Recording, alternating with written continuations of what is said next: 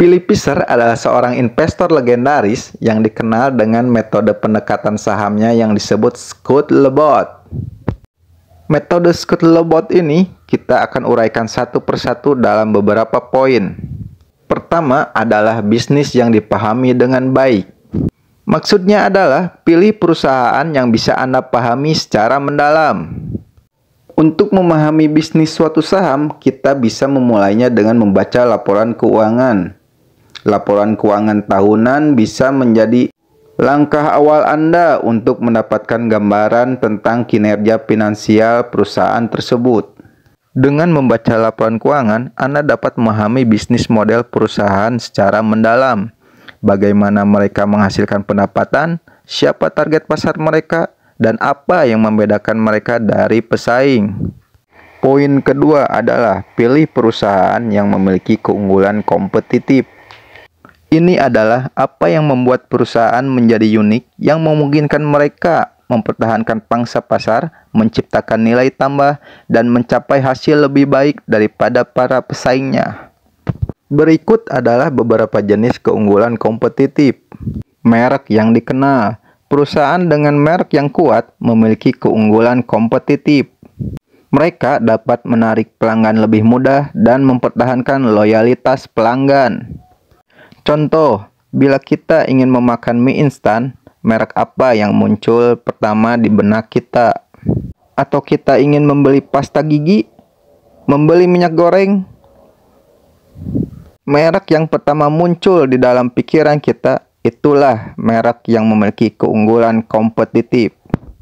Gambar hanya ilustrasi, bukan ajakan jual atau beli suatu saham tersebut.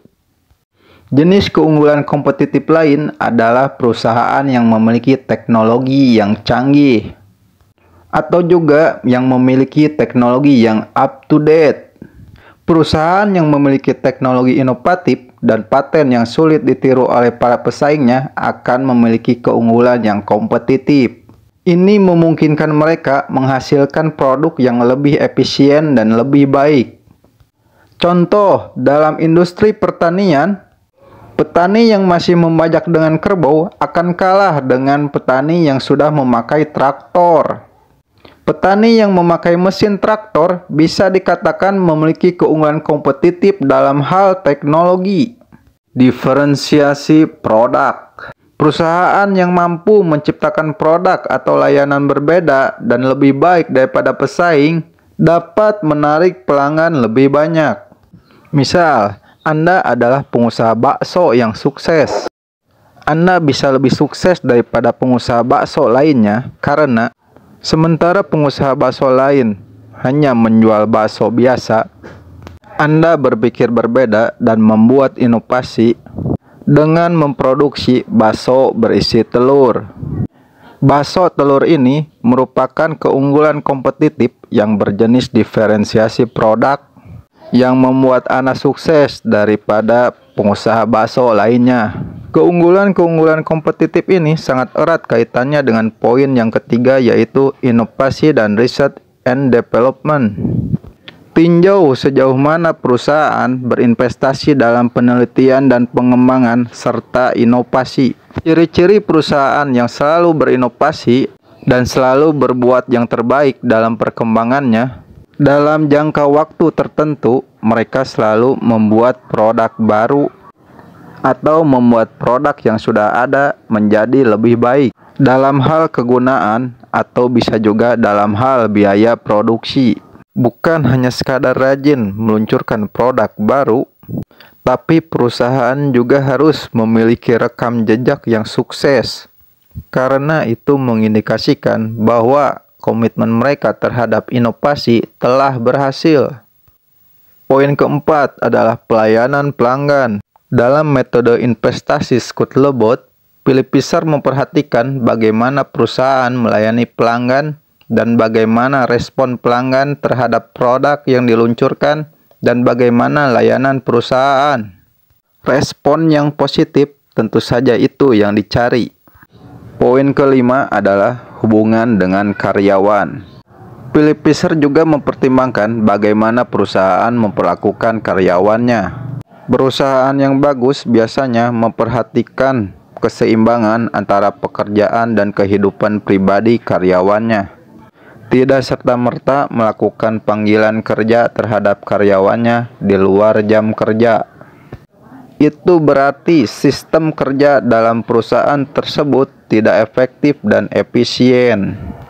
Poin ke-6, siklus bisnis. Fisher memandang siklus bisnis sebagai elemen penting. Pahami siklus bisnis perusahaan.